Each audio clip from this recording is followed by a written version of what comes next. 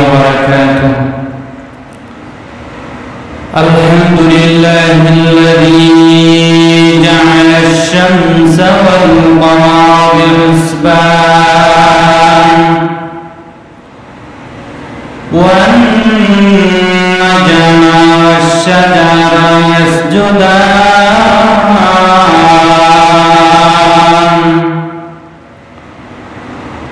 وفضل زمانا على زمان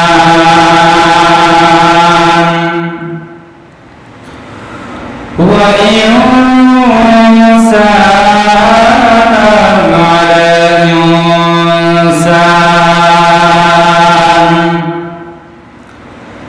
كما فضل مكانا على مكان ونشهد أن لا إله إلا الله وحده لا شريك له ونشهد أن سيدنا وسندنا وحبيبنا وطبيبنا وطبيب قلوبنا ومولانا محمدا عبده ورسوله أرسل إلى الناس كافة بشيرا ونذيرا وداعيا إلى الله بإذنه وسراجا وقمرا منيرا أما بعد فقد قال الله تبارك وتعالى في كلامه المجيد وفي فرقانه الحميد.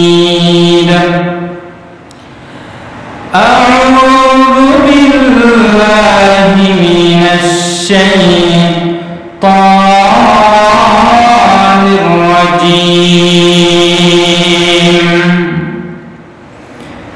بسم الله الرحمن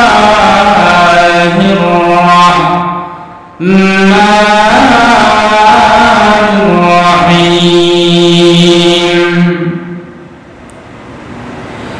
لئن شكرتم لأزيدنكم ولئن كفرتم إن عذابي لشديد. وقال رسول الله صلى الله عليه وسلم الدنيا سجن المؤمن وجنة الكافر. وقال رسول الله صلى الله عليه وسلم الطاعن الشاكر بمنزلة الصائم الصابر.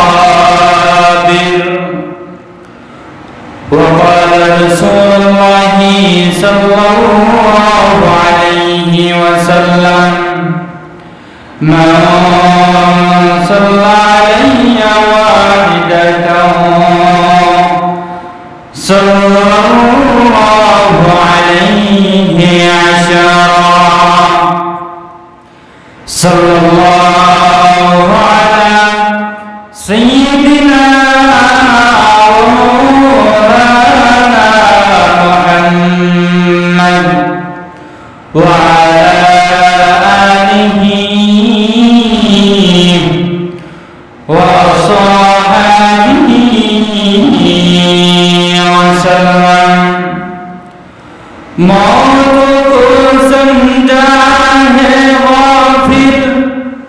इख्तितामे जिंदगी मौत को समझा है वाफिल इख्तितामे जिंदगी दर हकीकत मौत तेरे इब्तिदाए जिंदगी दर हकीकत मौत तेरे इब्तिदाए जिंदगी हम सब मुसाफिर हैं वही आखिर ठिकाना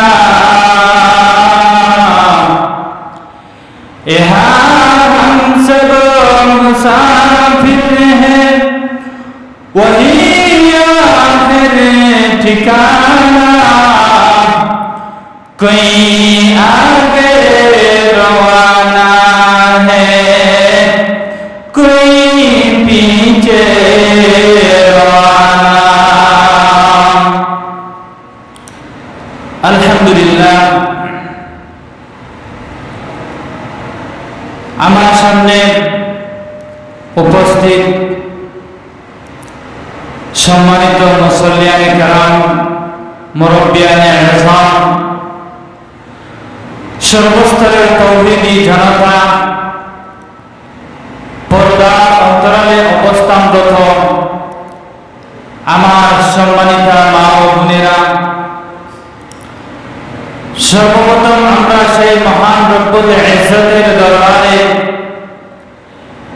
লাখো কোটি শুকর এবং সুজুদ আদায় করছি যে মহান রব্বুল আলামিন অত্যন্ত দয়া এবং মায়ায়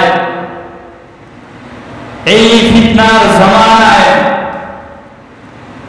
বর্তমান এই জামানায় অনেক ধরনের ফিতনা ফসাদ আছে এই সবগুলো থেকে আল্লাহ তাআলা আমাদেরকে ফারিগ করেন মুসলমান জাতির সাপ্তাহিক ঈদ পবিত্র জুমার দিন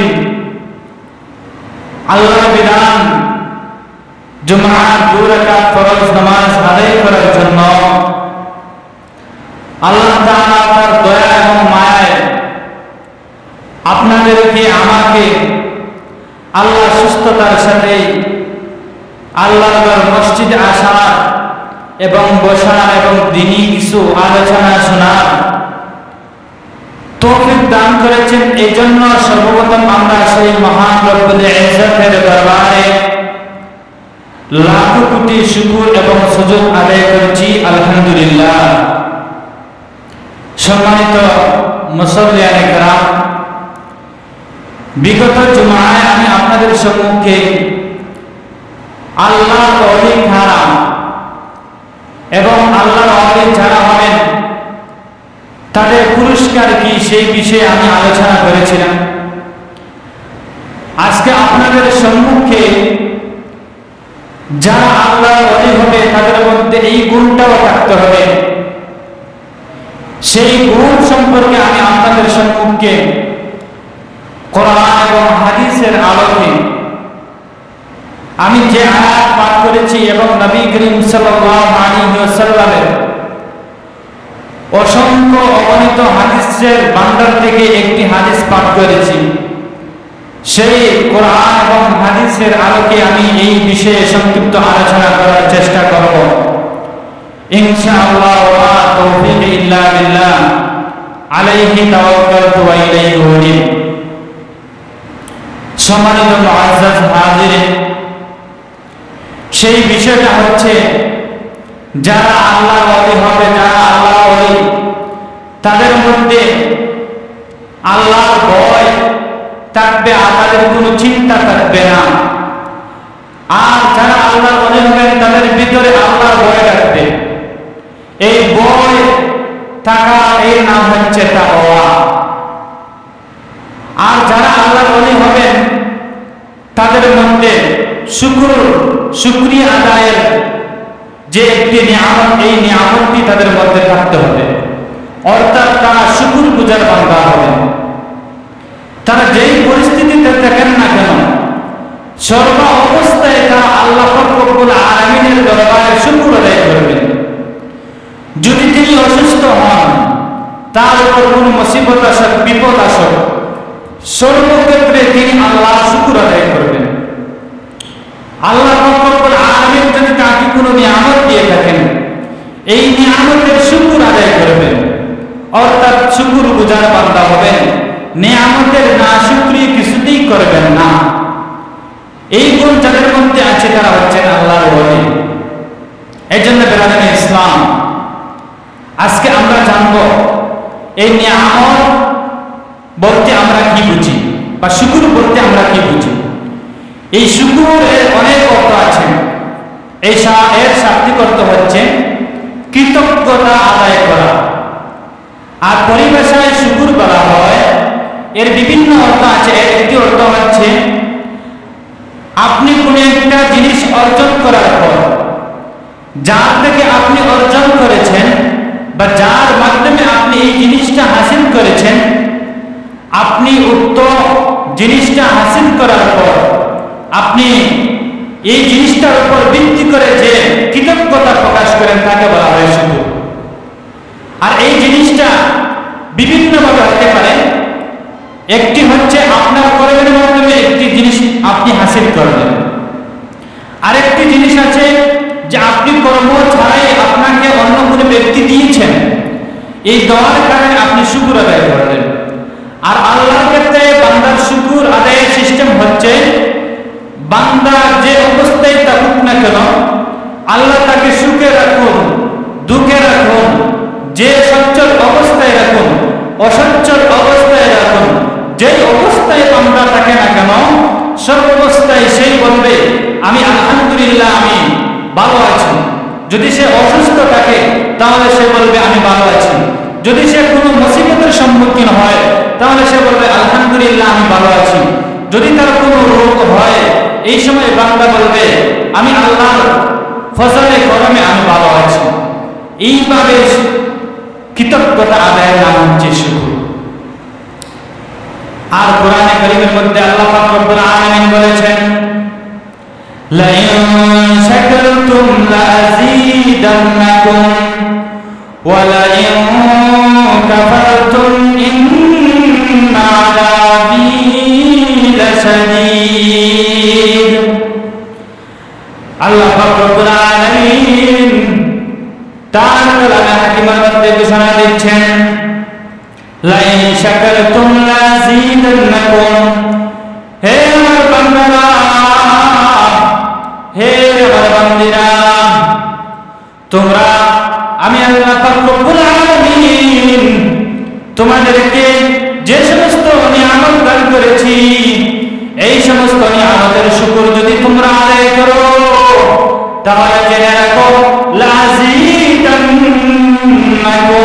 আমি আল্লাহ পাক রব্বুল আলামিন আমার দয়া এবং মায়ায়, হে বান্দা, আমি আল্লাহ তোমার এই নিয়ামতকে আরো বাড়িয়ে দেব। আল্লাহ পাক রব্বুল আলামিন পরবর্তীতে এই আয়াতের মধ্যে আরো বলছেন, ওয়া লা ইন কাফারতুম ইন্না আযাবী লাশাদীদ।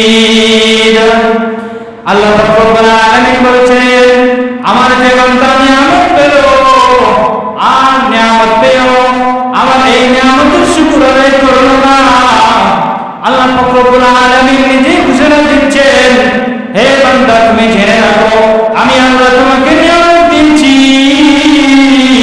আর এই নিয়ামতটি পাওয়ার পর বান্দা তুমি শুকর আদায় করোনি, তাহলে তুমি জেনে রাখো আমার আযাব অনেক ভয়ঙ্কর, আমি তোমার জন্য কঠিন শাস্তি প্রস্তুত করে রেখেছি। এজন্য আমরা আল্লাহ দরবারে শুকর আদায় করতে হবে। আল্লাহ পাক রব্বুল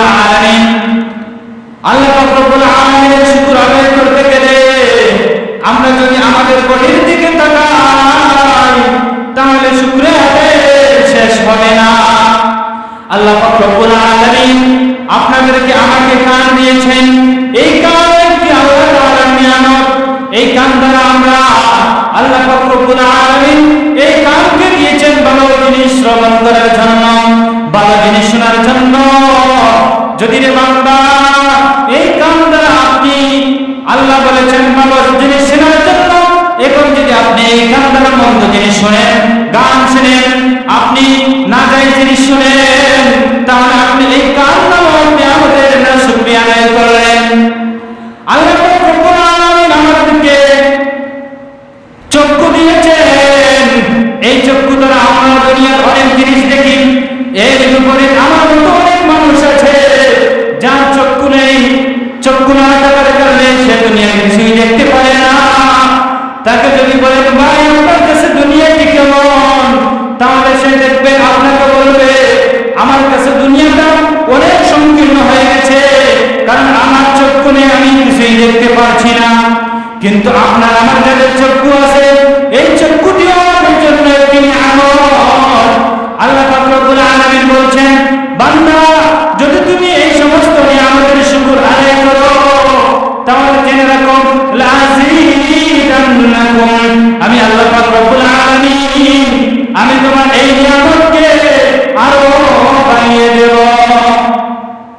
এজন্য আল্লাহ পাক রব্বুল আলামিন আমাদের বলে দিয়েছেন, বান্দা যদি নিয়ামতের গণনা করে, তাহলে কোন নিয়ামতের গণনা শেষ করতে পারবে না। ওয়া ইন তা'উদ্দু নি'মাতাল্লাহি লা তুহসুহা, আল্লাহ পাক রব্বুল আলামিন বলছেন, বান্দা যদি আমার নিয়ামতকে গণনা করতে চায়, তাহলে আমার এই নিয়ামত গণনা করে বান্দা কিছুতেই শেষ করতে পারবে না। বান্দা আমরা যদি এই সমস্ত জিনিস নিয়ে কাটাকাটি করি, তাহলে আল্লাহ নিয়ামতের শেষ নেই। আল্লাহ তাআলা আপনার আমাকে পাও দিয়েছেন, এই পাও দ্বারা আমরা হাঁটাচলা করি। এর বিপরীত আপনার আমার মতো অনেক মানুষ আছে যাদের পাও বিকলাঙ্গ, পাও আতুর হয়ে গেছে, পাও নোংরা হয়ে গেছে, এই পা দিয়ে সে হাঁটতে পারে না। কিন্তু আল্লাহ পাক রব্বুল আলামিন আপনাদেরকে আমাকে, আমার পা আপনার পা আল্লাহ সুস্থ রেখেছেন। এই পা দ্বারা আমরা কি করি, দুনিয়ার দিক থেকে অনেক দূর চলে যাই, এটাও আমার জন্য একটি নিয়ামত। এখন যদি আমি এই পা দ্বারা মন্দ কাজে জড়িত হই, এই পা দ্বারা হেঁটে যদি আমি অন্যায় কাজে জড়িত হই, তাহলে এটা হবে আমার জন্য নিয়ামতের নাশুকরি। অথচ আল্লাহ পাক রব্বুল আলামিন বলেছেন, লা ইন শাকারতুম লাযীদান্নাকুম ওয়া লা ইন কাফারতুম ইন্না আযাবী লাশাদীদ। ও বান্দা, এজন্য আল্লাহ পাক রব্বুল আলামিনের নিয়ামতের শুকর আদায় করতে হবে। এই নিয়ামতের গণনা শেষ হবে না। আপনি আমি যদি আমাদের বডির মধ্যে সার্চ করি, আল্লাহ তাআলা আমাদেরকে মাথা দিয়েছেন, আমরা ব্রেইন, আল্লাহ আমাদেরকে এই মাথার মধ্যে ব্রেইন দিয়েছেন। এই ব্রেইনের দ্বারা আমরা ভালো মন্দ যাচাই করতে পারি। আমি ভালো না সুস্থ আছি, সেই জিনিসটা আমি নিজে অনুধাবন করতে পারি। আমি ভালো কথা বলছি না মন্দ কথা বলছি, সেই কথাটা আমি আমার ব্রেইনের দ্বারা অনুধাবন করতে পারি। কিন্তু রে বান্দা, আমার মতো আপনার মতো অনেক মানুষ আছে পাগল, রাস্তায় দৌড়ায়, কথা বলতে পারে না, কথা বলতে ভালো করছে না মন্দ করছে, সেই জিনিসটা অনুধাবন করতে পারে না। আমরা কিন্তু আল্লাহ তাআলা আমাদেরকে এই যোগ্যতা দিয়েছেন, আমরা কি বলছি, ভালো বলছি না মন্দ বলছি, সব কিছু আমরা নিজেরাই বলতে পারি। এজন্য আমরা এই সমস্ত নিয়ামতের শুকর আদায় করতে হবে। আর যদি আমরা এই সমস্ত নিয়ামতের শুকর আদায় না করি, আল্লাহ আমাকে চক্ষু দিয়েছেন, আল্লাহ আমাকে কান দিয়েছেন, আল্লাহ আমাকে নাক দিয়েছেন, এই নাকের দ্বারা আমরা ভালো মন্দ জিনিসের ঘ্রাণ নেই।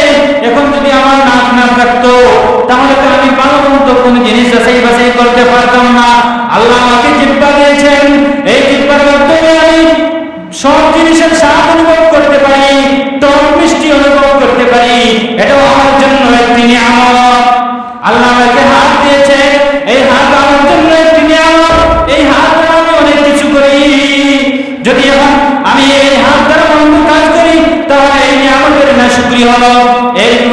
আমি আমার এই হাত দ্বারা আমি ভালো কাজ করি, তাহলে আমার এই হাতের শুকরিয়া আদায় হলো, আল্লাহ আমার হাত সুস্থ রেখেছেন। কিন্তু এর বিপরীত আমার মতো অনেক মানুষ আছে যাদের হাত সুস্থ নেই, তার হাত সুস্থ না থাকার কারণে সেই কিছুই করতে পারে না। এজন্য আমার জন্য এই হাত একটি নিয়ামত। এজন্য রে বান্দা, এই হাতকে যদি আপনি অন্যায় কাজে ব্যবহার করেন, হারাম কাজে ব্যবহার করেন, তাহলে আপনি নাশকরি করলেন, নিয়ামতের নাশকরি করলেন। এজন্য যদি আমরা নিয়ামতের শুকর আদায় করতে চাই, নিয়ামত গণনা করতে চাই, তাহলে গণনা করে নিয়ামতের কোনো শেষ সীমা শেষ হবে না। এজন্য রে বান্দা, আপনি আপনার বাড়ির মধ্যে অনেক নিয়ামত আল্লাহ দিয়েছেন, এই নিয়ামতগুলো নিয়ে আপনি যে চাইবে সেই করুন, এই নিয়ামতগুলোকে আপনি সঠিক কাজে ব্যবহার করুন।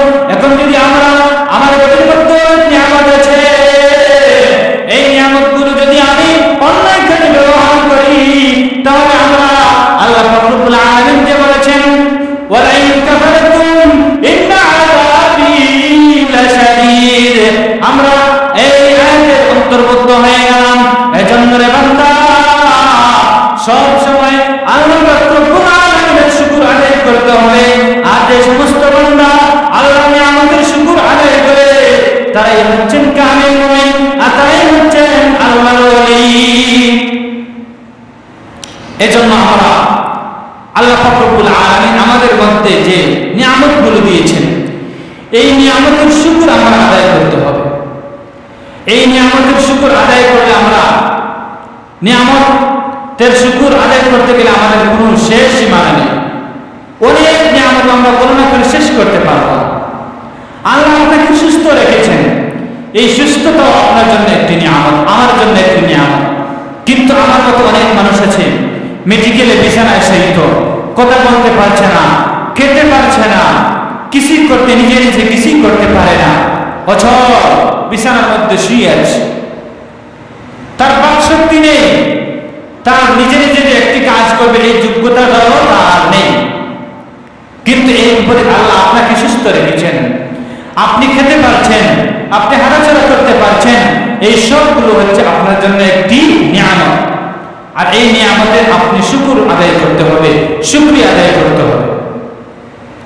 এজন্য আমরা নিয়ামতের শুকর আদায় করতে হবে। এখন যদি আমরা এই নিয়ামতের নাশুকরি করি, তাহলে আল্লাহ তাআলা যে আমাদেরকে আযাবের আদেশ দিয়েছেন, এই আযাব আমরা ভোগ করতে হবে।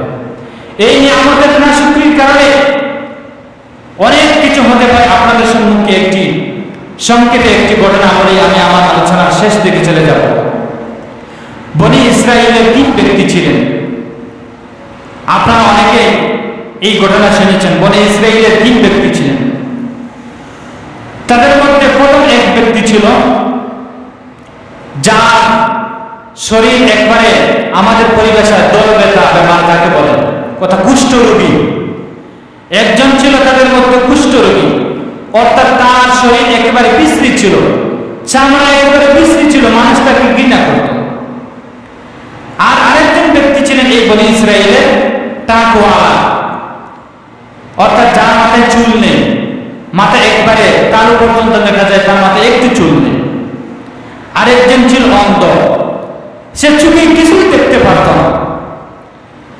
আল্লাহ পাক রব্বুল আলামিন এই বনি ইসরাইলের এই 3 ব্যক্তিকে পরীক্ষা করতে চাইলেন। আল্লাহ তাআলা এই বনি ইসরাইলের এই 3 ব্যক্তিকে পরীক্ষা করার জন্য আল্লাহ পাক রব্বুল আলামিন মানুষ রূপে একজন ফেরেশতাকে এই 3 ব্যক্তির কাছে পাঠালেন। আল্লাহ পাক রব্বুল আলামিন সর্বপ্রথম কুষ্ঠ রোগী যে ছিল তার কাছে আল্লাহ তাআলা মানুষ রূপে ফেরেশতাকে পাঠালেন। ফেরেশতা গিয়ে বললেন, হে কুষ্ঠ রোগী, হে ভাই, আপনার শরীরের অবস্থা কি? আপনি এখন কি চাইতেছেন?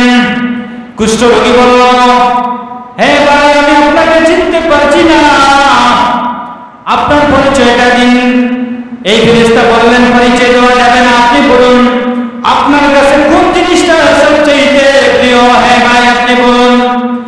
এই কুষ্ঠ রোগী বলল, হে ভাই, আমার কাছে আমার শরীরের যে অবস্থা, শরীর বিশ্রী হয়ে গেছে, আমার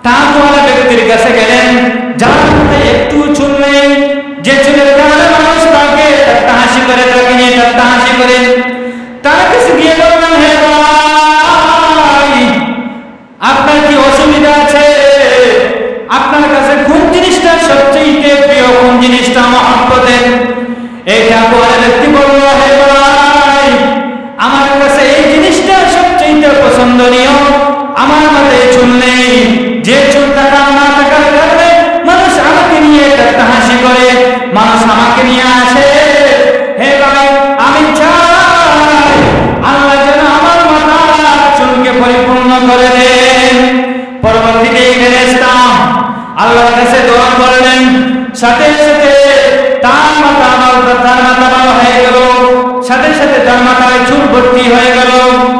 পরবর্তীতে ফেরেশতা তৃতীয় নম্বর ব্যক্তি যে অন্ধ ছিল তার কাছে গেলেন, গিয়ে বললেন, হে ভাই, আপনার কি অসুবিধা আছে?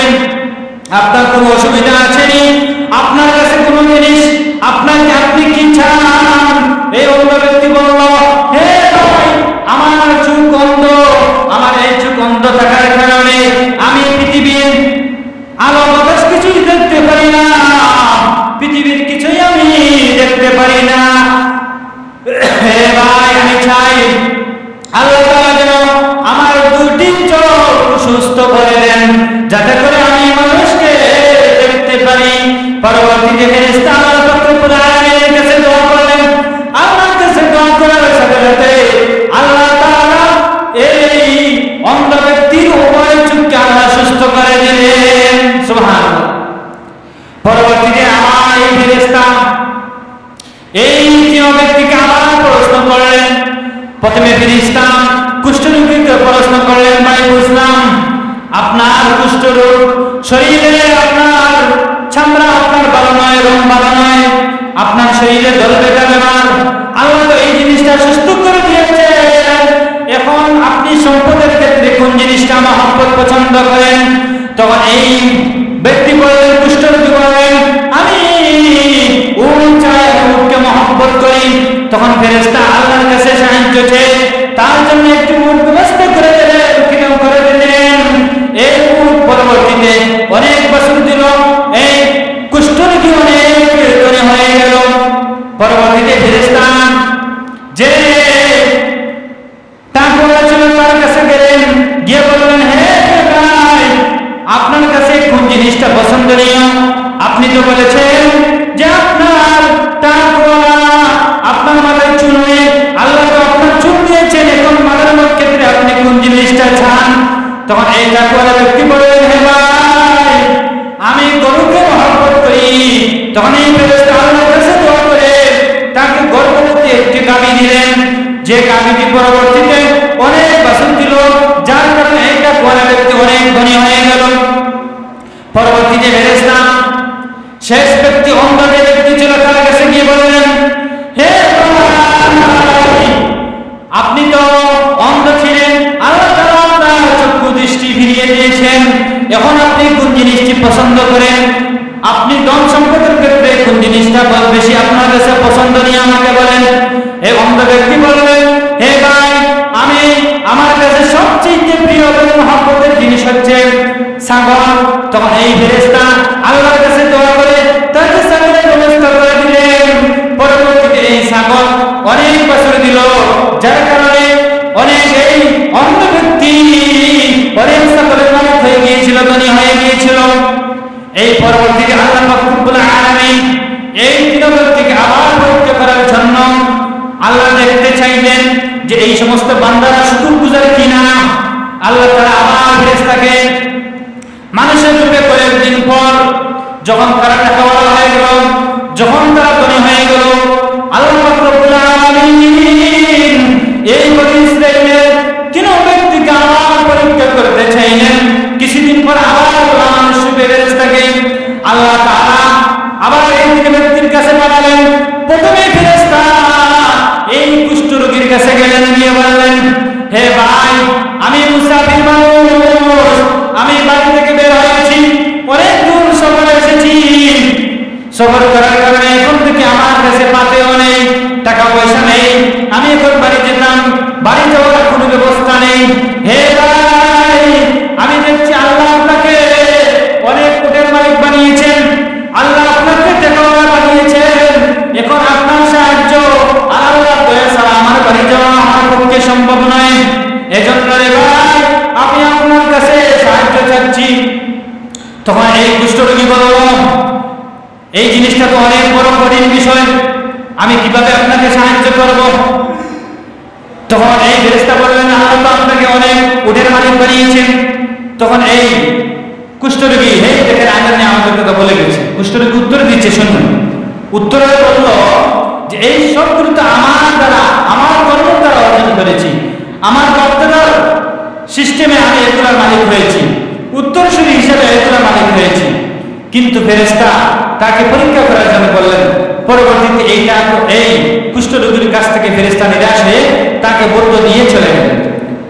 দ্বিতীয় নম্বরে ফেরেশতা আবার এই তাকওয়ালা যার মাথায় চুল ছিল না তার কাছে গিয়ে বললেন, ভাই আমি অমুক ব্যক্তির কাছে গিয়েছিলাম, সে ব্যক্তি আমাকে তাড়িয়ে দিয়েছে, এখন আমি দ্বিতীয় নম্বরে আপনার কাছে এসেছি, আমি সফরে এসেছি, সফরে আসার কারণে আমার পাথেয় শেষ হয়ে গেছে, এখন যদি আমি বাড়িতে যেতে চাই তাহলে আপনার সাহায্য আর আল্লাহর দয়া ছাড়া আমার পক্ষে বাড়িতে পৌঁছা সম্ভব না।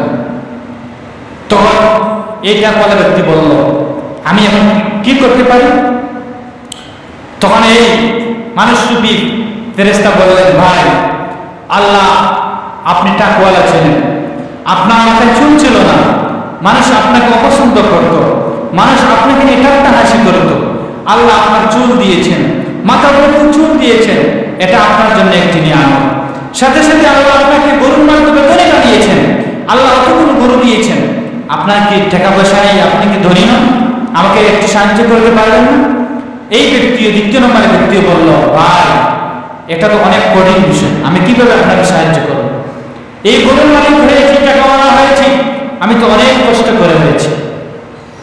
শেষ পর্যায়ে ফেরেশতা এই দ্বিতীয় নম্বরে যে ব্যক্তি ছিল অন্ধ, যে চোখে কিছুই দেখতে পেত না, শেষ পর্যায়ে ফেরেশতা নিয়ে এসে এই অন্ধ ব্যক্তির কাছে গেলেন, গিয়ে বললেন, ভাই তৃতীয় নম্বরে আমি আপনার কাছে এসেছি, আপনার পূর্বে আমি আরো দুইজন ব্যক্তির কাছে গিয়েছি যাদের অবস্থা এই ছিল, কিন্তু আজকে আল্লাহ তাদেরকে ধনী বানিয়েছেন, তাদেরকে আল্লাহ সুস্থ বানিয়েছেন, কিন্তু তারা এই সমস্ত নিয়ামতের কথা ভুলে গেছে।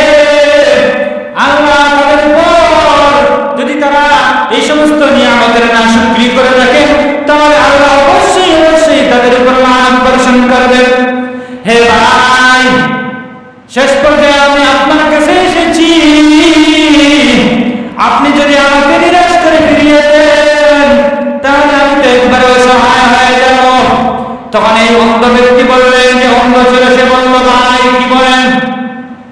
তখন তিনি ফেরেশতা প্রশ্ন করলেন, হে ভাই আপনি কি অন্ধ ছিলেন না? সেই অন্ধ ব্যক্তি বলল, হ্যাঁ ভাই আমি অন্ধ ছিলাম। তিনি বললেন, আল্লাহ আপনাকে, আপনি বলেছিলেন আল্লাহ আপনাকে সাবর দান করেছেন, এর মাধ্যমে আপনি ধনী হয়েছেন, এই কথাটা সত্য না মিথ্যা? তখন এই ব্যক্তি বলল, হে ফেরেশতা, হে ভাই আপনি যা বলছেন সবগুলোই সত্য, এখন আপনি কি বলতে চান আমাকে বলেন।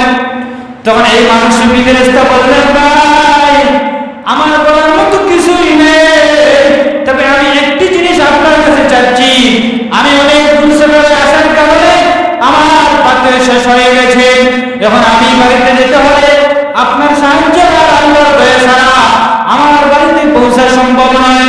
তখন এই অন্ধ ব্যক্তি বললেন, আমি কি আপনাকে কি সাহায্য সহযোগিতা করতে পারি? তখন ফেরেশতা বললেন, আমাকে কিছু টাকা পয়সা দেন। তখন এই অন্ধ ব্যক্তি বললেন, ভাই আল্লাহ আমি অন্ধ ছিলাম, আল্লাহ আমাকে সুস্থ করেছেন, আমি গরিব ছিলাম, আল্লাহ আমাকে সাবর ইত্যাদি দান করেছেন, এগুলোর মাধ্যমে আমি ধনী হয়েছি, আমার এই মান পড়তে সাগর আছে, আপনার যতটুকু প্রয়োজন হয় আপনি নিয়ে যান। সুবহানাল্লাহ। এই অন্ধ ব্যক্তি দেখেন কিভাবে, এই হচ্ছে নিয়ামতের শুকরিয়া। এই অন্ধ ব্যক্তি বলছেন, ভাই আমি অন্ধ ছিলাম, আল্লাহ আমাকে সুস্থ বানিয়েছেন, আমি চোখে দেখতাম না, দুনিয়ার ভালো মন্দ কিছু যাচাই বাছাই করতে পারতাম না, যে চোখের কারণে মানুষ আমাকে অন্ধ বলতো, আমাকে নিয়ে ঠাট্টা হাসি করতো, আল্লাহ এত বড় নিয়ামত, চোখের দৃষ্টি আপনার আমার জন্য অনেক বড় নিয়ামত।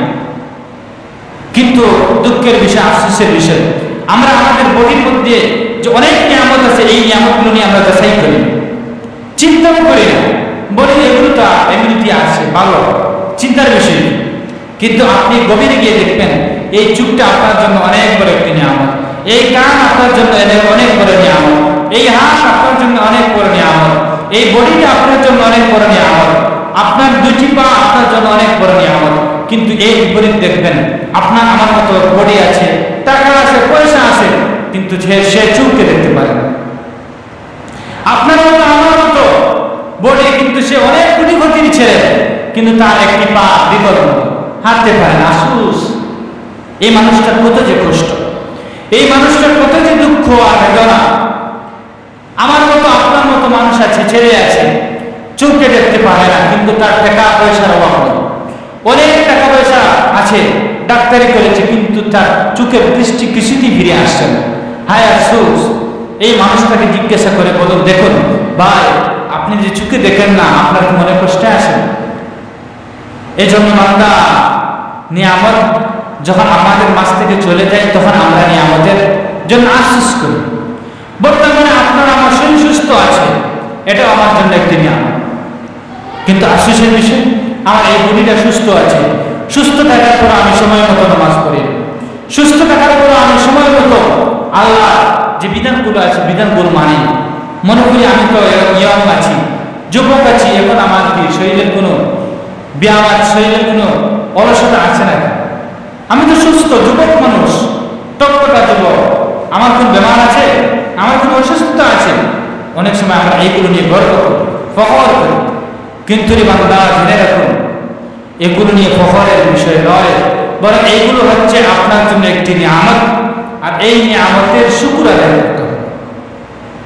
তো আমি বলছি, এই তৃতীয় ব্যক্তি বলল, হে ভাই, আপনার যা ইচ্ছা আমার এই মানবর্তী ছাগল আছে, আপনি নিয়ে যান, আমি খুশি আছি। তখন ফেরেশতা জবাবে বললেন, হে ভাই, আমি আপনাদেরকে পরীক্ষা করার জন্য আল্লাহর পক্ষ থেকে এসেছিলাম। আল্লাহ তাআলা আপনাদেরকে পরীক্ষা করার জন্য আল্লাহর পক্ষ থেকে আমাকে পাঠিয়েছেন। হে ভাই, আমি মানুষ নই, বরং আমি হচ্ছি ফেরেশতা। আল্লাহ তাআলা আপনাদেরকে পরীক্ষা করার জন্য মানুষ রূপে আপনাদের কাছে আমাকে পাঠিয়েছিলেন। হে ভাই, আল্লাহ পাক রব্বুল আলামিন আপনার উপর খুশি হয়ে গেছেন, আপনার উপর রাজি হয়ে গেছেন। আমার কোনো প্রয়োজন নেই, আমার কোনো সম্পদের প্রয়োজন নেই, বরং আল্লাহর পক্ষ থেকে আল্লাহর আদেশ পালন করার জন্য এসেছিলাম। হে ভাই, আপনি বিজয় লাভ করেছেন, আল্লাহ তাআলা আপনাকে এর প্রতিদান দেবেন, আপনি সফল হয়ে গেছেন। কিন্তু এরপরে আপনার আরো যে দুই ব্যক্তি ছিল, এদের প্রতি আল্লাহ পাক রব্বুল আলামিন তাদের উপর নাযিল করেছেন, আল্লাহ পাক রব্বুল আলামিন তাদেরকে অভিশাপ দিয়েছেন, আল্লাহ তাআলা তাদের উপর তাদের জন্য আযাব প্রস্তুত করে রেখেছেন। এজন্য দেখুন, এই সমস্ত নিয়ে আমাদের কিভাবে দেখুন এই ব্যক্তি নিয়ে আমাদের শুকরিয়া আদায় করেছে। এজন্য আমরা আপনারা সকলেই আল্লাহ তাআলার নিয়ামতের শুকরিয়া আদায় করতে হবে। আপনার আমার মধ্যে যে জিনিসগুলো আছে সবগুলো নিয়ে আমরা ফিকির করতে হবে, চিন্তা করতে হবে। কারণ রাসূল করিম সাল্লাল্লাহু আলাইহি ওয়াসাল্লাম হাদিসের মধ্যে বলেছেন, আদ-দুনিয়া সিজনুল মুমিনি ওয়া জান্নাতুল কাফির, যে দুনিয়া হচ্ছে মুমিনের জন্য জেলখানা, আর কাফির যারা আছে, বৌদ্ধ খ্রিস্টান যারা ধর্মকে মানে না, ধর্ম বলতেই কিছুই বিশ্বাস করে, বলে ধর্ম আবার খাও দাও ভর্তি করো, দুনিয়াটা বড় বড় মস্ত বড় তো, খাও দাও ভর্তি করো, চিন্তা কি? কোনো চিন্তা নেই। আফসোস আফসোস, এই সমস্ত মানুষ এই জিনিসটাও চিন্তা করে না যে কোনো মানুষের পৃথিবীর এমন কোনো মানুষ আছে যে তার পক্ষ থেকে নিজ শক্তি দ্বারা সে সমগ্র বাংলাদেশে একদিনে বৃষ্টি দিতে পারবে। এই পৃথিবীতে হিন্দু বৌদ্ধ বৈজ্ঞানিক যারা আছে তাদের কোনো ক্ষমতা আছে? কারো এই ক্ষমতা নেই। কিন্তু এরপরও যারা বিধর্মী আছে তারা কিছুতেই এই জিনিসটা বুঝতে পারে না। এই জন্য আফসোস, এদের উপর আফসোস। এই জন্য এই দুনিয়া আল্লাহ রাসূল নিজেই বলেছেন যে মুমিনের জন্য জেলখানা, আর কাফির মুশরিক খ্রিস্টান বৌদ্ধ যারা আছে তাদের জন্য জান্নাত। দেখবেন তারা নামাজ পড়ে না, রোজা রাখে না, হাটে গান বাজায়, ঘরের মধ্যে গান বাজনা, নাচ গান, এই ঘোরাফেরা, আড্ডা তামসা ইত্যাদি, কিন্তু তার ভিতরে আল্লাহর ভয় ডর নেই। তারা মৃত্যুবরণ করার পর আগুন দিয়ে জ্বালায়, আগুন দিয়ে জ্বালানোকে তারা ফখর মনে করে, গর্বের বিষয় মনে করে। এজন্য আল্লাহ তাআলা নিজেই বলেছেন, আল্লাহ তাআলা কোরআনের মধ্যে নিজেই বলেছেন, যালিকাল কিতাবু লা রাইবা ফীহি হুদাল লিল মুত্তাকিন, এই সম্পর্কে আমি আপনাদের সম্পর্কে আলোচনা করে ফেলেছি। এজন্য আল্লাহ তাদের জন্য হেদায়েত রেখেছেন এই কোরআনের দ্বারা, তারাই হেদায়েত প্রাপ্ত। এজন্য বান্দা, এই জিনিসটা আমি সর্বলাস্ট এই বিষয়টি আপনাদেরকে বলবো, আমরা নিয়ামতের শুকর আদায় করব। আল্লাহ আপনাকে আমাকে যেই অবস্থায় রাখুন না কেন, আল্লাহ আমাকে সুখে রাখুন, আল্লাহ আমাকে দুঃখে রাখুন, আমরা সর্বক্ষেত্রে আল্লাহর শুকরিয়া আদায় করব। এমন যেন না হয় আমার যখন নিয়ামত ভর্তি হয়ে গেল, আমি অনেক টাকা পয়সাওয়ালা ছিলাম, কিন্তু আল্লাহর কাছে আমাকে আবার আল্লাহ এতিম বানিয়ে ফেলেছেন, আমি গরিব হয়ে গেছি, এর জন্য আপনি আফসোস করবেন না, বরং বলবেন আলহামদুলিল্লাহ। এই জন্য আমার সর্বক্ষেত্রে আল্লাহর শুকর আদায় করতে হবে, শুকর আদায় করতে হবে। আর আমি যদি গরিব থাকি আর আল্লাহর ফসলে কলমে আমি ধনী হয়ে যাই, এই সময়ও আমি যে গরিব ছিলাম এই জিনিসটা বলবেন না, বরং এই জিনিসটা মনে করবেন যে আমি গরিব ছিলাম, আল্লাহ আমাকে গরিব বানিয়েছে, আলহামদুলিল্লাহ। এই জিনিসটা সবসময় আমরা, অর্থাৎ সর্বক্ষেত্রে মুমিন বান্দা আল্লাহর শুকরিয়া আদায় করবে। আর যে সমস্ত বান্দা সর্বক্ষেত্রে আল্লাহর শুকর আদায় করবে, এরাই হচ্ছে আল্লাহর নৈকট্যশীল বান্দা, আর এরাই হচ্ছেন আল্লাহর ওলি। আল্লাহ পাক রব্বুল আলামিন আমাদেরকে এই কথাগুলোর উপর সর্বপ্রথম আমাকে এবং আপনাদেরকে, বাড়িতে মা বোন যারা আছেন, আল্লাহ তাআলা সকলকে যেন আমলের নিয়তে এই কথাগুলোর উপর আমল করার তৌফিক দান করেন। ওয়া আখিরু দাওয়ানা আলহামদুলিল্লাহি রাব্বিল আলামিন। আসসালামু আলাইকুম। সুন্নাত